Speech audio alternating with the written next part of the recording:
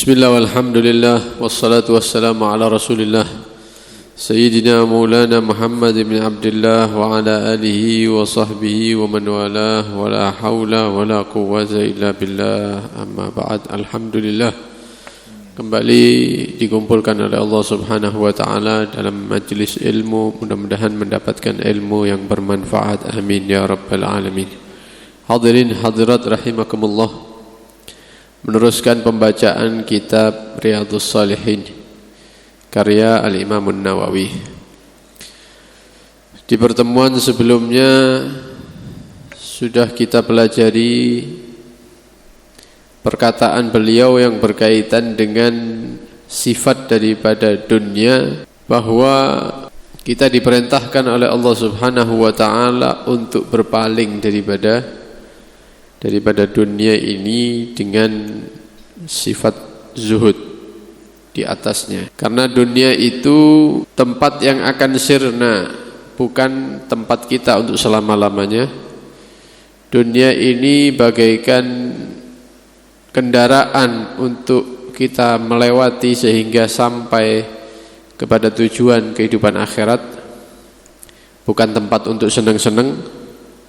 Dan dunia ini adalah masyra'un fisamin la mautinu dawamin, tempat yang kita akan berpisah darinya, bukan tempat kita untuk di dalamnya untuk selama-lamanya. Itu kemarin sudah kita bahas. Oleh karena itu, kalau kita sudah paham sifat daripada dunia, maka kata beliau, falihadza, oleh karena itu, kanal aigaz, maka orang-orang yang dikatakan sadar, tidak mabuk atau tidak tertidur, min ahliha, daripada penghuni dunia, humul ubad, merekalah orang-orang yang tahu tujuan diciptakannya mereka, yaitu orang-orang yang ahli ibadah. Orang-orang yang ahli ibadah di atas dunia. Jadi kita sudah tahu sifat daripada dunia. Nah, di dunia ini diciptakan sama Allah makhluk. Kebanyakan atau sebagian besar daripada makhluk ini seperti orang-orang yang tidur, walaupun bangun, tapi hitungannya seperti orang tidur. An-nasu niyam, manusia yang ada di atas dunia ini sekarang seperti orang yang lagi tertidur. Fa idza matu intabahu, ketika dia sudah masuk ke dalam kuburnya baru dia bangun dan tersadar. Di atas dunia tidak sadar, seperti orang tidur. Ya, akhirnya buang-buang waktu, akhirnya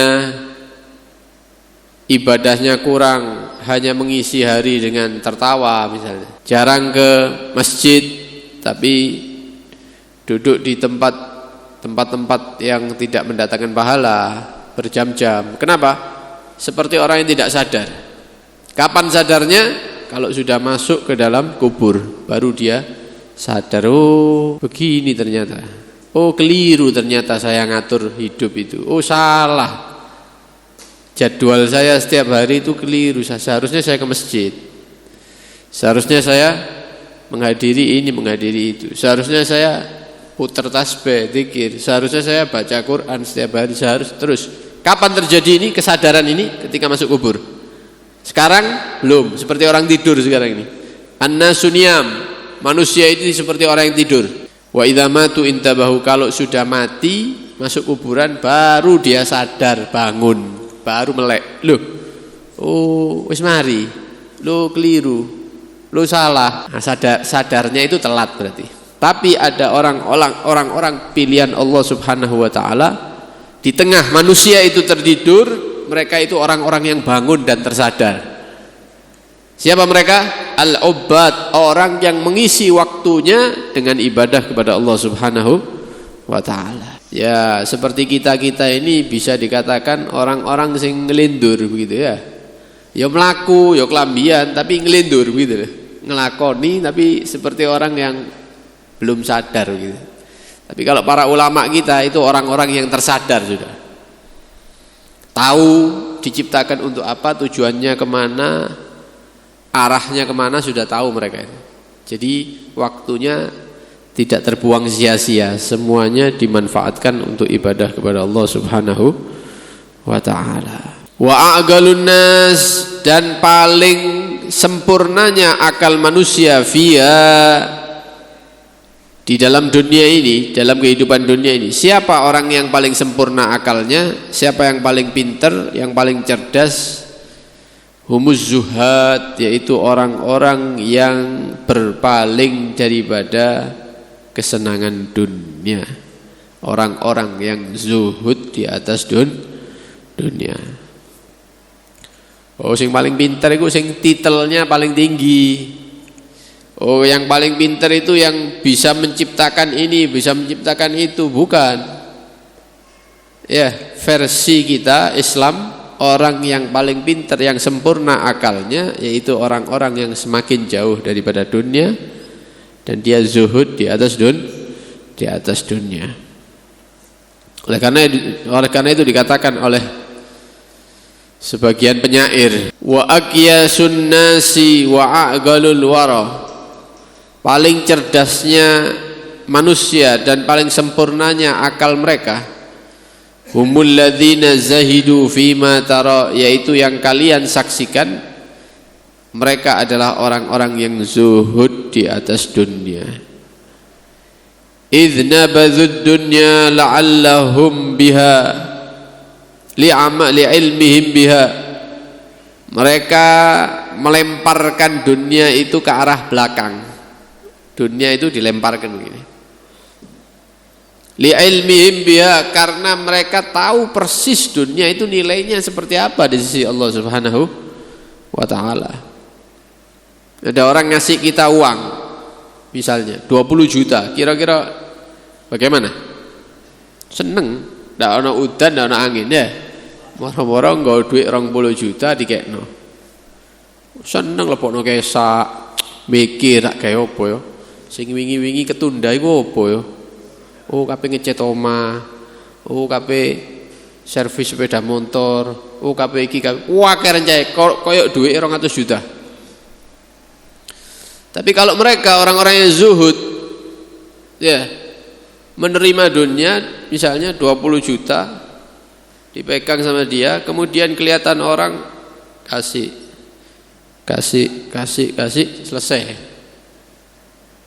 Panennya engkau di akhirat. Panennya di akhirat. Kadang-kadang mereka itu duitnya tidak dicekel. Uang itu tidak dipegang sama dia. Oh ya, terima kasih banyak, begini yang ngasih pulang, tidak dipegang itu, manggil, sini, ini uang 20 juta, yang 5 juta kasih ini, 10 kasih itu, yang 5 kasih sana. Oh ya, bawa, tidak dicekel.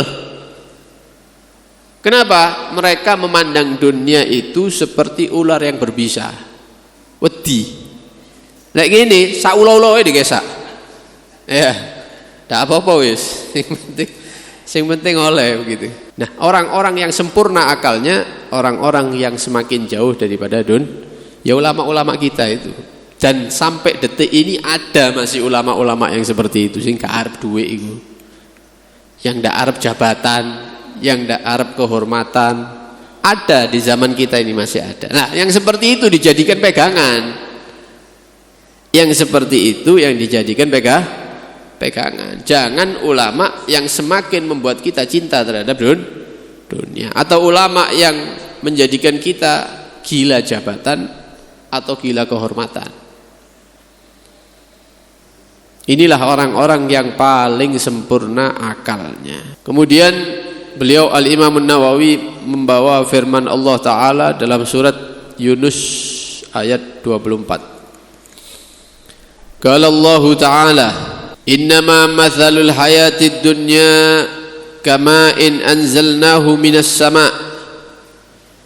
Permisalan kehidupan dunia ini saking cepetnya, ya, saking cepatnya kehidupan dunia ini, permisalannya kata Allah Subhanahu wa ta'ala seperti air yang kami turunkan dari langit yaitu air hujan. Fakhtalata bihi nabatul ardi, kemudian air itu setelah turun bercampur dengan tanaman-tanaman yang ada di bumi. Mimma ya'kulun nasu wal an'am, daripada tanaman yang bisa dimakan oleh manusia maupun hewan. Hatta idza akhadhatil ardu zukhrufaha, sampai bumi tadi itu memunculkan tanaman bunga-bunga yang indah, keluar bunganya warna-warna ya. Wazayyanat, kemudian masih dihiasi dengan yang lainnya, artinya dipandang itu bagus tanamannya. Setelah kena hujan muncul bunga-bunganya, warna-warna yang indah.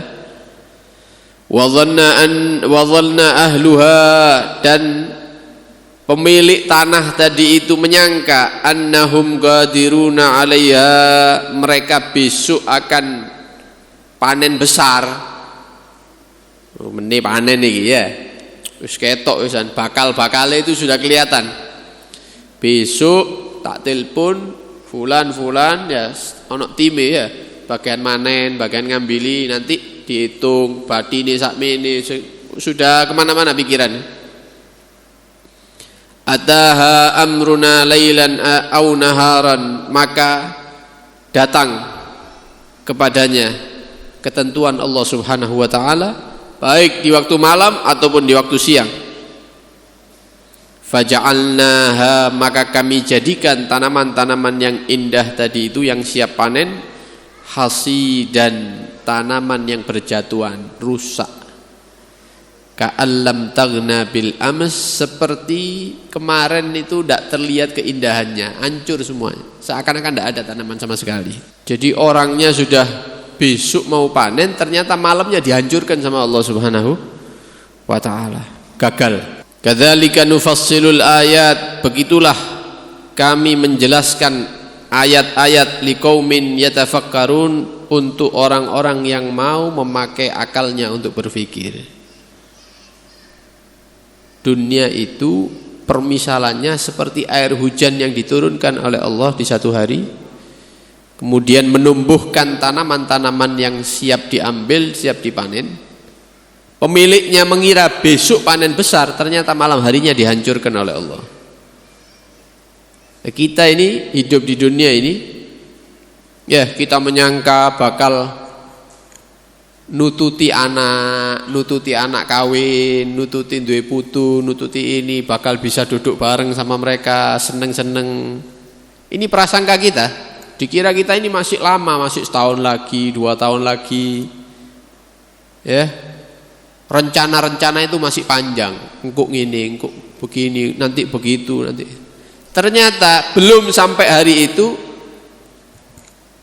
seperti tanaman yang dirusak sama Allah, ternyata meninggal dia.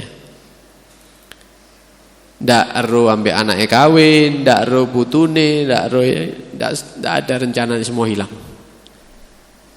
Digambarkan oleh Allah seperti tanaman yang siap panen, ternyata sebelum dipanen sudah dirusak sama Allah dengan angin, dengan yang lainnya.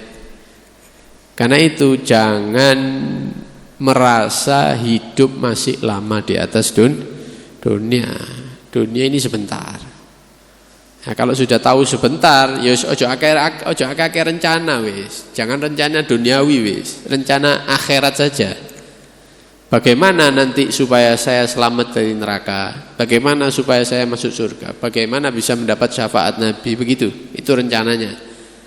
Kenapa? Karena kita tidak tahu kapan ditutup ini umur oleh Allah Subhanahu wa ta'ala. Wal ayat fi hadzal ma'na katsiratun. Kalau kita mau mempelajari Al-Qur'an, ayat-ayat yang menjelaskan tentang singkatnya kehidupan dunia banyak, kata beliau.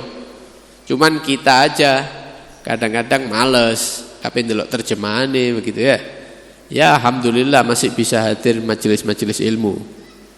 Ya paling tidak untuk menyadarkan begitu ya, supaya kita sadar bahwa ya kita tidak lama di atas dunia ini. Tujuan kita adalah kehidupan akhirat, keselamatan akhirat. Walaqad ahsanal gail, dan benar-benar menyampaikan satu syair yang indah. Seorang penyair yang menyatakan inna lillahi ibadan futana, sesungguhnya Allah Subhanahu wa ta'ala itu punya hamba-hamba yang cerdas, punya hamba-hamba yang sempurna akal. Siapa mereka? Talaqud dunya, orang yang mentalak dunia, wa khaful fitana, dan mereka takut terkena fitnahnya dunia. Kalau dunia itu saking dekatnya dengan kita diperumpamakan seperti seorang perempuan atau istri, maka orang-orang yang akalnya sempurna itu mentalak istrinya. Artinya dunia itu ditalak sama dia, tidak mau sama dunia. Ini hamba-hamba yang cerdas, yang pintar. Kenapa? Takut terkena fitnahnya dunia. Nadharu fiha, mereka menyaksikan itu dunia, mempelajari. Falamma alimu, ketika mereka sudah paham, anna laysat lihayyin watana, bahwa dunia ini bukan tempat tinggal kita, bukan tempat tinggalnya kita ini, bukan. Faham mereka, ja'aluha lujjatan wattakhadhu salihal a'mali fiha sufuna, maka mereka menganggap dunia ini seperti samudra yang ombaknya besar. Kemudian mereka menaiki kapal-kapal berupa amal-amal soleh. Jadi kapal ini amal soleh untuk menyampaikan dia kepada kebahagiaan akhirat. Ini orang-orang yang cerdas. Jadi betul-betul mereka itu belajar ilmu, yang mana ilmu tersebut menjadikan mereka orang yang semakin jauh daripada dunia. Jadi memang orang yang dikatakan berilmu itu memang banyak.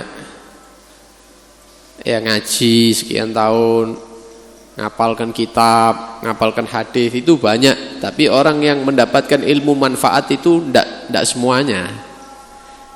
Dari mana dia tahu ilmu yang dia dapatkan manfaat atau tidak? Ya dilihat dia dengan dunia semakin dekat atau semakin jauh. Kalau semakin dekat dengan urusan dunia, ya tambah senang dengan kekayaan, tambah senang dengan jabatan, ya ditakutkan ilmunya bukan ilmu manfaat.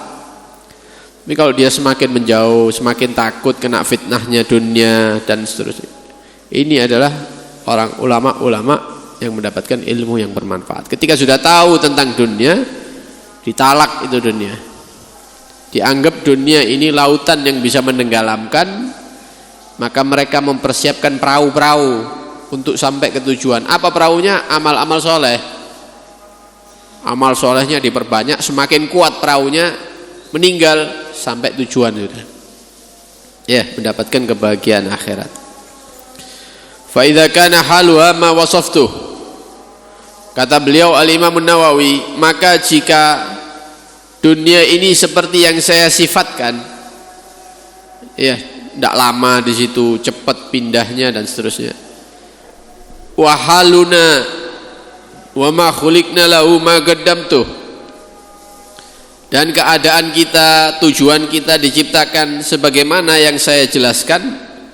Kita diciptakan untuk ibadah kepada Allah, ya bukan memperbanyak dunia, bukan. Fahakun, maka satu kewajiban bagi kita, an yadhhaba bi nafsihi madhhabal akhyar, kita berjalan, ya membawa diri kita di jalurnya orang-orang yang baik. Sudah tahu kan dunia ini bakal hilang, kita diciptakan untuk ibadah, ayo kita bawa diri kita di jalurnya orang-orang akhyar, supaya Allah Subhanahu wa ta'ala mengumpulkan kita bersama mereka, orang-orang pilihan itu, orang-orang baik tadi itu.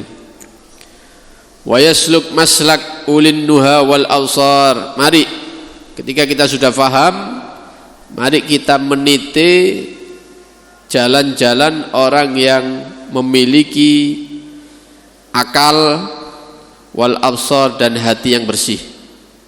Orang-orang yang akalnya sempurna ada jalurnya, memandang dengan pandangan hati, ada jalurnya sudah jelas, kitab-kitabnya juga ada, kita ikuti jalurnya mereka. Wa yata'ahhab lima asyartu ilaihi, dan mari kita menyiapkan diri, siap-siap. Siap-siap apa? Ya masih di dunia sekarang, ya ayo kita tingkatkan ibadah kepada Allah Subhanahu wa ta'ala. Siap-siap apa?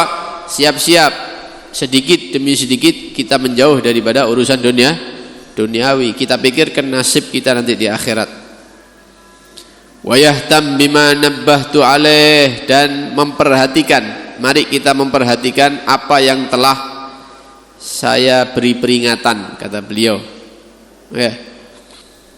Ya, kita diperingatkan untuk mengikuti orang-orang pilihan, jalurnya mereka, menitih jalannya orang-orang yang sempurna akalnya, orang-orang yang hatinya suci bersih.